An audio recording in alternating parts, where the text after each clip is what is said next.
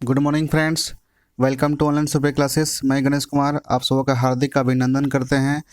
तो आज का हमारा टॉपिक्स है क्लास 12th के लेसन मैट्रिक्स में एलिमेंट्री ट्रांसफॉर्मेशन और elementary operation of a matrix. ये काफ़ी इंपॉर्टेंट टॉपिक्स है। यदि इस टॉपिक्स को अच्छी तरह से अगर समझ लेंगे तो एलिमेंट्री ट्रांसफॉर्मेशन के द्वारा इन्वर्स निकालने में अच्छी तरह सीख जाएंगे। ठीक है, तो काफ़ी इंपॉर्टेंट टॉपिक्स रहने वाला है, तो वीडियो के लास्ट तक बने रहिए। तो चलिए स्टार्ट करते क्लास। तो क्या कह रहा है, the following 3 operation applied on the row column, ठीक है, of a matrix are called elementary transformation. तो एलिमेंट्री ट्रांसफॉर्मेशन किसे कहते हैं, इसका डेफिनेशन क्या है? तो इसका डेफिनेशन क्या है कि द फॉलोइंग 3 ऑपरेशन, 3 इसमें संक्रिया है। ठीक है, ये तीनों संक्रिया पर हमें ध्यान देना है। ठीक है, इसी को अप्लाई करना है ऑन द रो या फिर कॉलम। ठीक है, पंक्ति या स्तंभ पर हमको ये जो ऑपरेशन है संक्रिया, इसको अप्लाई करना उसमें। ठीक है, ऑफ ए मैट्रिक्स अवयव में आर कॉल्ड एलिमेंट्री ट्रांसफॉर्मेशन। ठीक है, यदि ये 3 जो ऑपरेशन है, ठीक है, रो कॉलम में जो हम लोग ऑपरेशन अप्लाई करेंगे, यही 3 ऑपरेशन क्या कहलाएगा, वह एलिमेंट्री ट्रांसफॉर्मेशन। ठीक है, तो समझते हैं कि 3 ऑपरेशन कौन कौन सा 3 ऑपरेशन है। ठीक है, मुख्य रूप से 3 ऑपरेशन कौन कौन सा है। तो पहला ऑपरेशन है, ठीक है, पहला संक्रिया है, मतलब हम लोग ऐसा प्रॉपर्टीज अप्लाई कर सकते हैं, ठीक है, मैट्रिक्स में। तो पहला प्रॉपर्टीज है इंटरचेंज ऑफ एनी 2 रो या फिर कॉलम। ठीक है, हम लोग कोई भी 2 रो या कॉलम को इंटरचेंज कर सकते हैं। ठीक है, आपसी परिवर्तन कर सकते हैं। ठीक है, कोई भी मैट्रिक्स के 2 रो को या 2 कॉलम को हम लोग उसके आपस में परिवर्तन कर सकते हैं, उसके 2 रो या 2 कॉलम को आपस में परिवर्तन कर सकते हैं। जैसे एग्जांपल हम लिखे हैं, ए एक मैट्रिक्स है। ए मैट्रिक्स में कौन कौन सा एलिमेंट है, 2 1 3 -1 2 1 3 2 4। इस मैट्रिक्स का ऑर्डर कितना है, तो इस मैट्रिक्स का ऑर्डर है 3/3 है। ठीक है, 3/3 है। अब देखिए हम क्या कर रहे हैं। ठीक है, then by applying R2 interchange R3, that means इसका मतलब ये हुआ कि R2 के एलिमेंट को R3 में और R3 के एलिमेंट को R2 में लिखना है, इंटरचेंज करना है। जितने भी R2 में एलिमेंट है, रो 2 के एलिमेंट को R3 में, R3 के एलिमेंट को R2 में इंटरचेंज करना है।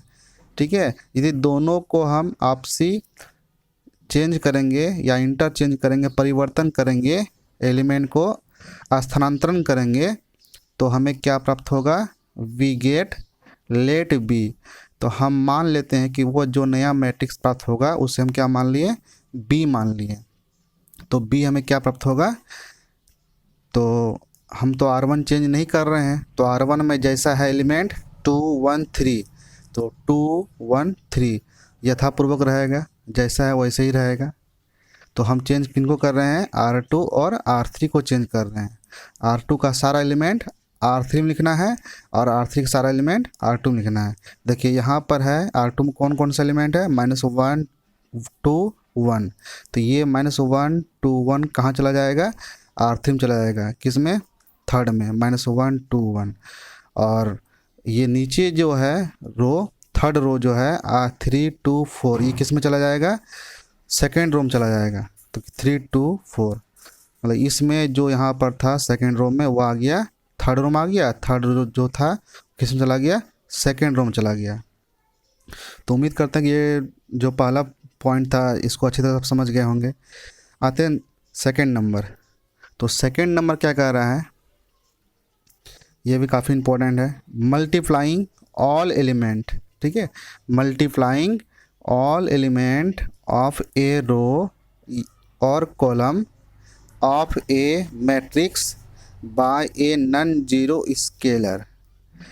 क्या कह रहा है इसमें, कह रहा ये है कि multiplying all element of a रो, कोई भी एक रो या कॉलम कि जितने भी एलिमेंट हैं उसको मल्टीप्लाई करेंगे, ठीक है, ऑफ ए मैट्रिक्स, ठीक है, किसी वायु के जितने भी एलिमेंट एक रो में है उसको मल्टीप्लाई कर सकते हैं by a non zero scalar.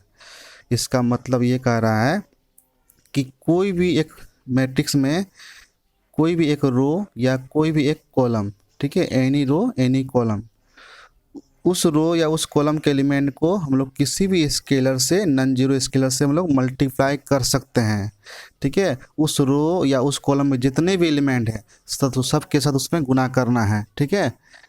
तो यही इसमें कह रहा है। तो एग्जाम्पल देखते हैं क्या कह रहा है। तो हमने क्या माना, एक मैट्रिक्स ए मान लिया, ठीक है। ए में कौन कौन से एलिमेंट है, 3 2 -1 0 1 2 और फिर कितना है -1 2 -3, ठीक है। तो then by applying R2 change 3R2। तो हम यहाँ पर क्या कर रहे हैं कि R2 के जितने भी एलिमेंट हैं सभी को 3 से मल्टीप्लाई करना है। ऐसा सिर्फ रो में ही चेंज नहीं कर सकते, हम लोग कॉलम में भी चेंज कर सकते हैं, ठीक है। तो आप कॉलम में या रो में कोई भी नंबर से आप मल्टीप्लाई कर सकते हैं। शर्त ये है कि उस रो या उस कॉलम में जितने भी नंबर है उनमें सभी को गुना करना है, ठीक है। तो या गुना करना या भाग भी देख सकते हैं, कोई जो दिक्कत नहीं है, ठीक है। तो 3R2 चेंज 3R2 मतलब R2 के एलिमेंट को फिर से लिख रहे हैं, उसको मल्टीप्लाई कर रहे हैं, किससे मल्टीप्लाई कर रहे हैं, 3R2 से, ठीक है। R2 के एलिमेंट को 3 से मल्टीप्लाई कर रहे हैं। तो जब R2 के एलिमेंट को 3 से अगर मल्टीप्लाई करेंगे तो हमें क्या प्राप्त होगा, तो वी गेट लेट बी। तो हमें प्राप्त होगा, मान लिए कि जो नया मैट्रिक्स प्राप्त होगा वो मैट्रिक्स का नाम क्या है, बी है, ठीक है। उस मैट्रिक्स को हमने क्या मान लिया, बी मान लिया, ठीक है। तो मैट्रिक्स में देखिए हम तो R1 में और R3 में तो चेंज नहीं कर रहे हैं, तो R1 और R3 का एलिमेंट सेम रहेगा, ठीक है। 3 2 -1 और -1 2 -3। अब चेंज किस में कर रहे हैं हम, R2 में चेंज कर रहे हैं। तो R2 में क्या कर रहे हैं change, R2 multiply with 3, R2 के एलिमेंट को 3 से मल्टीप्लाई करना है। तो R3 में देखिए यहाँ पर कितना एलिमेंट है, 0 1 2 था, ये 3 से अगर मल्टीप्लाई करेंगे तो 3 गुना 0 कितना हो जाएगा, 0 हो जाएगा। 3 गुना 1 3 हो जाएगा, 3 गुना 2 कितना हो जाएगा, 6 हो जाएगा, ठीक है। देखिए यहाँ पर 0 3 6 है। तो उम्मीद करते हैं ये भी पॉइंट आप अच्छी तरह समझ गए होंगे, ठीक है। तो नेक्स्ट चलते हैं, थर्ड नंबर, तीसरा नंबर, ये भी काफ़ी इम्पोर्टेंट है। तो थर्ड नंबर है adding to the element of a row, ठीक है, या column the corresponding element of any other row या column multiplied by any scalar के।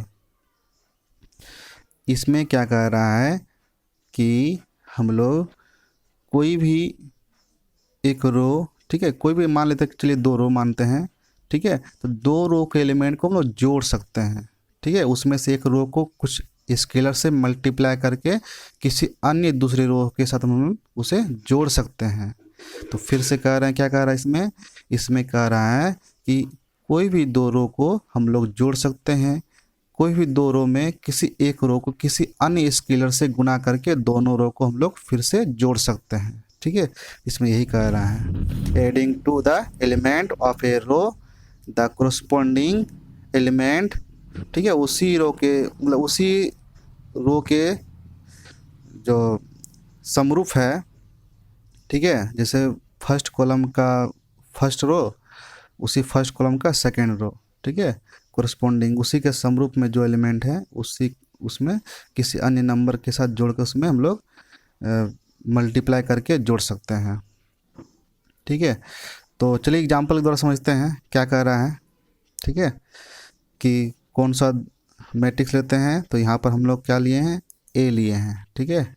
ए मैट्रिक्स, ए में कौन कौन सा एलिमेंट लिया, तो 2 1 3 और -1 0 0 1 3 0 1 3। तो यहाँ पर हम लोग अप्लाई कर रहे हैं, चेंज कर रहे हैं, मैट्रिक्स को हम फिर से लिख रहे हैं, ठीक है, ऑपरेशन कर रहे हैं यहाँ पर मैट्रिक्स में, ठीक है। देन बाय अप्लाइंग R3, ठीक है, देन बाय अप्लाइंग R3। तो R3 थर्ड रो के एलिमेंट को लिखना है, फिर से परिवर्तन करना है। तो थर्ड रो इसमें कौन सा एलिमेंट थर्ड रो में है, तो 0 है, 1 है, 3 है। तो थर्ड रो में कौन सा एलिमेंट है, 0 है, 1 है, 3 है। थर्ड रो के एलिमेंट को पुनः लिखना है। तो क्या करना है, इसमें कौन सा नियम ऑपरेशन लगाना है, तो R3 change R3 plus 2R1, मतलब R3 को पुनः फिर से लिखना है।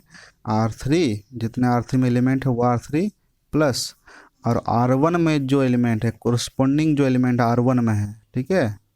तो 0 1 3 ये R3 में है, और इसी के कोरस्पोंडिंग में R1 में कौन सा एलिमेंट है, तो 2 1 3 है, ठीक है। तो R1 को कितना से मल्टीप्लाई करना है, 2 से मल्टीप्लाई करना है, और उसको किस में जोड़ देना है, R3 में जोड़ देना है। तो देखिए R3 में कितना है, 0 है, प्लस 2 गुना R1, यदि इसको 2 से मल्टीप्लाई करें तो कितना हो जाएगा, 4, और प्लस R3 कितना, 0, तो कितना हो जाएगा, 4 हो जाएगा, ठीक है। उसी प्रकार इसमें कितना हो जाएगा, R3 में, तो R3 कितना है, 1, और R1 कितना है, 1 है, ठीक है। तो 2 गुना 1 कितना हो जाएगा, 2, और प्लस 1 कितना हो जाएगा, 3 हो जाएगा, ठीक है। यहाँ पर हमने लिख दिया सबको, ठीक है। उसी प्रकार R3 कितना इसमें है, तो ये एलिमेंट R3 में कितना है, 3 है, इसी के कोरस्पोंडिंग R1 में कितना है, 3 है। तो इसको 2 से मल्टीप्लाई करना है, तो कितना हो जाएगा, 6, और प्लस 3 कितना हो जाएगा, 9, ठीक है। तो इस प्रकार से ये जब ऑपरेशन लगाएंगे R3 में, तो हमें B एक नया मैट्रिक्स प्राप्त होगा, ठीक है। R1 और R2 तो चेंज नहीं कर रहे हैं, तो R1 और R2 के एलिमेंट सेम उसी तरह रहेंगे, 2 1 3 -1 -1 0, ठीक है। और R थर्ड में चेंज कर रहे हैं, जो यहाँ पर हम ऑपरेशन लगाए हैं, ठीक है। यही ऑपरेशन के रूप में क्या यहाँ पर आएंगे, 4 3 9, ठीक है। तो उम्मीद करते हैं कि ये तीनों जो मुख्य ट्रांसफॉर्मेशन थे आप अच्छे से समझ गए होंगे, ठीक है। यदि इस टॉपिक को यदि कवर कर लिए, तो इसके बाद हम लोग नेक्स्ट टॉपिक्स में एलिमेंट्री ऑपरेशन के द्वारा किसी भी मैट्रिक्स का इन्वर्स कैसे निकाल सकते हैं, वो भी हम लोग अच्छी तरह से समझेंगे, ठीक है। ये काफ़ी इम्पोर्टेंट टॉपिक्स है, ठीक है। तो उम्मीद करते हैं कि ये तीनों टॉपिक्स आपको अच्छी तरह समझ में आ ही गया होगा, ठीक है। तो वीडियो को ज़्यादा से ज़्यादा शेयर कीजिए यदि और साथ ही साथ यदि चैनल पर आप नए हैं तो चैनल को सब्सक्राइब कर लें, ठीक है। ठीक है, तो ओके, मिलते हैं नेक्स्ट वीडियो में। थैंक्स।